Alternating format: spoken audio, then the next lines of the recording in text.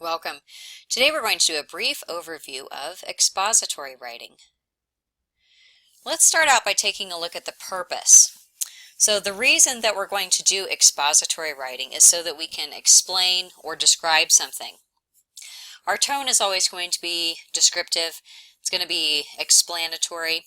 It's going to be instructive in certain kinds of expository writing, like how-to type of essays. Now, our readers are coming to expository writing for a particular reason. They want to learn something. They want to discover something. They want to find out about something. And so, as writers, we want to make sure that we are meeting their purpose, meeting their reason to come to the writing. We want to make sure that we are fulfilling their needs. Let's take a look at some examples of expository writing. Expository writing is actually the most common form of writing. You're really going to find it just all over the place. Newspapers, magazines, books, blogs, it's going to be everywhere. You're going to see it particularly in the nonfiction section of a bookstore, looking at the books.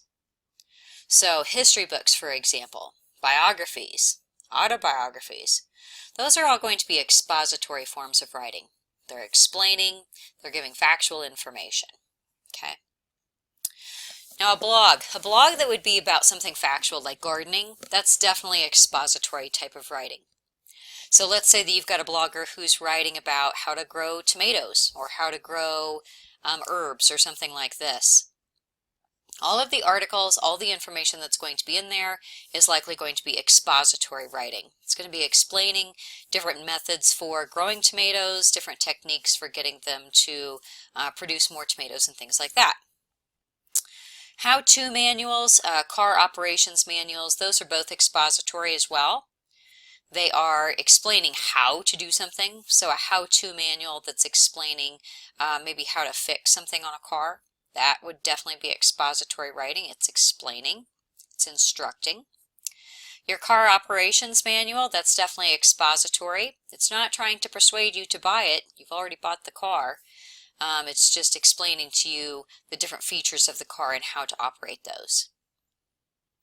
Coming back to blogs, we could take a look at how to maintain machines. There's some great blogs out there on how to operate older machines and things like this. Those are definitely going to be expository.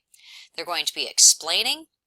They're going to be instructing, and that's definitely falls under expository writing. Any kind of book or piece of writing article that also is about knitting, crafts, construction codes, how to build a tree house, cabin plans, all of this kind of stuff. It's all expository. And of course, if you're in a classroom situation, whether you're in middle school, high school, college, and you need to write an essay that's explaining, describing, instructing, it's going to be expository. So if you're asked to do an expository essay, you might be asked to do a cause and effect essay. Comparison contrast is actually a type of expository writing. A how-to or a procedural essay, that's all expository writing. It all has that same purpose: to explain, to describe, to instruct. So that is our overview on expository writing. I hope that this has been helpful to you, and good luck to you with your writing.